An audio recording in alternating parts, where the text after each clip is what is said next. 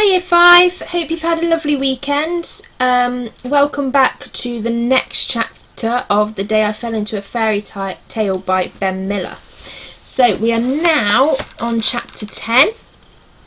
The prince has just found the castle covered in thorns and found out about Briar Rose, and he believes that he's going to become really rich, but as he's begun to run into the castle, the thorns have started to cover over him. So let's continue to see what's going to happen. Chapter 10. No sooner had the thorns closed in on the prince than the two courtiers turned to look at Lana. "It's her fault," spluttered the long-nosed courtier. "She's the one that told him about the princess." "Seize her!" bellowed the big-eared courtier. This wasn't what Lana had planned at all. The poor prince. Lana hoped he was just trapped and nothing worse. She had to get back to the safety of the supermarket. Lana started to run. She dodged the big-eared courtier with a swift change of direction, then the long-nosed courtier by ducking between his legs. Soon she was among the trees, leaping brambles and crashing through bushes, desperately searching for the hollow tree. "Let's split up," she heard the long-nosed courtier cry. "She's in here somewhere." Lana searched high and low, but the hollow tree was nowhere to be seen. Her heart raced. What would the men do if they found her? Would Lana, sister of Harrison, please make her way to the customer service desk immediately? It was the little old man's voice. He was calling her on the supermarket tannoy. Lana turned on the spot. The sound seemed to be coming from the other side of a large holly bush. But when she rounded the bush, she saw the long-nosed courtier peering up into the hollow tree. The big-eared courtier joined him, and she stepped back out of sight.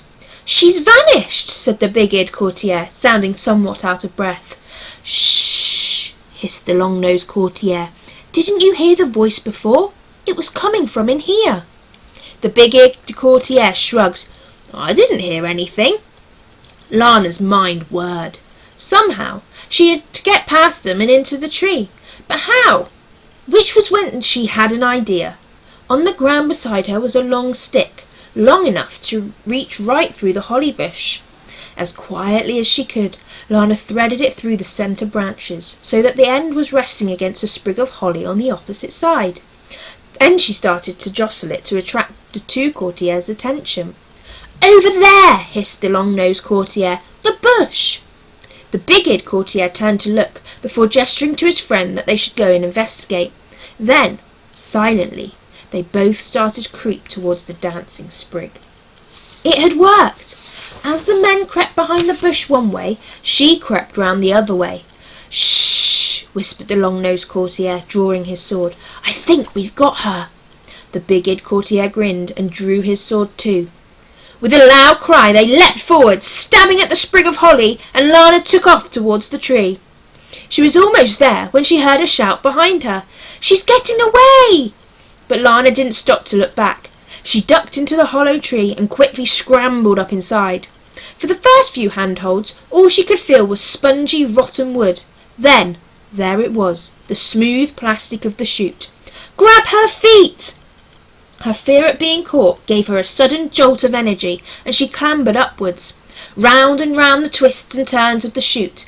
Unlike last time, she didn't even stop to catch her breath. She just wanted to be out and safe. Before long, the chute straightened out, and Lana found that she was able to stand up inside it. She bent her knees and leapt as high as she could. For the briefest of moments, she found herself suspended in mid-air. Then, ever so slowly, a mysterious force began to pull her upwards. Little by little, she began to pick up speed until she was racing headlong down the tube before the now familiar spiralling started, slowing her down and bump! Her forehead hit something solid, and light streamed into the chute. She pushed up one last time and found herself back in the supermarket with her head sticking out of a large tub of dolly mixtures. Ooh, okay. Come back and join me tomorrow to see what's going to happen in chapter 11. Have a great day. Bye.